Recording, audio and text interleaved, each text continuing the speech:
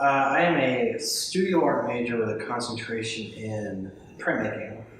I used to be a media arts major, but I started taking a printmaking class because I needed an extra credit or a elective.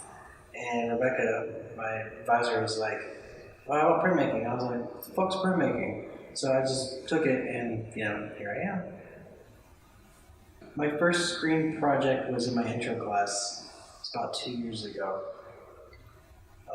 It wasn't the purpose of the class. It was like general intro, so it was like relief, screen, intaglio, and then we did whatever. Last I just did more relief because I like relief a lot. I had actually struggled a lot with screen when I first started. I wasn't really good at it. I didn't really get it.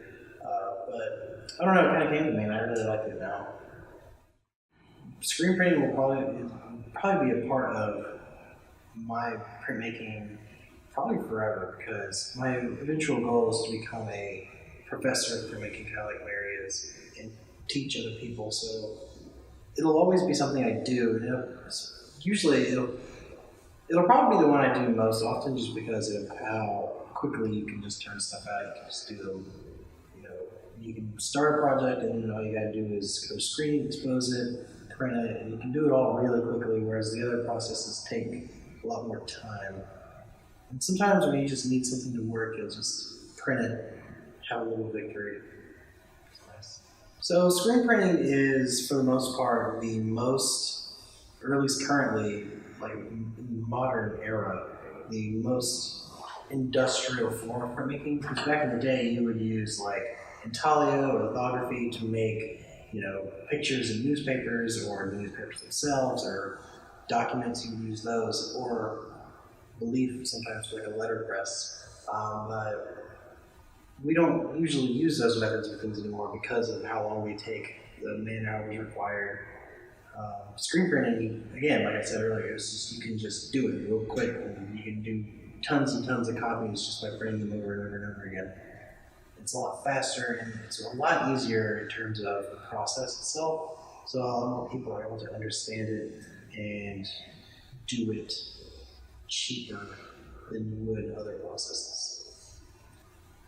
So Ink and Paper is the university's printmaking club. It's a student organization. It's not like a officially sanctioned, I guess, or whatever. We are able to apply for funding from the school for different things. Like when we go to the International Printmaking Conference every year, we will get funding from school to send people. Last year it was in Las Vegas, so we had to fly like 4 or 5 people. So that is probably our main thing. What we do is we will do a couple of different things to try to raise money so that we can send people to the conference, because it's a really big part of printmaking. Is a strong community of printmakers is really what makes the whole thing just really pleasing to some people. So what we usually do is we'll do this thing every now and then called Arts and Drafts, which is something that happens at the Art Museum here in town, where we will set up a couple screens all on tables, and we'll have screens that we've exposed already here at school. And we will let the community come and they can print. They can learn how printmaking or screen printing works, and they can get a hands-on opportunity to participate and kind of learn about it.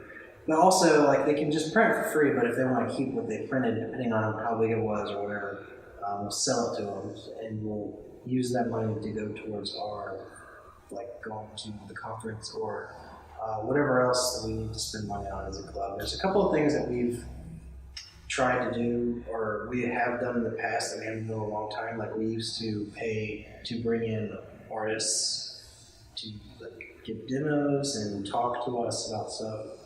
We haven't done that in a while. A lot of the times when we do get an artist to come in, it'll be a favor from Mary. Mary will go to their school, talk to them, and then they'll come to us and talk to us.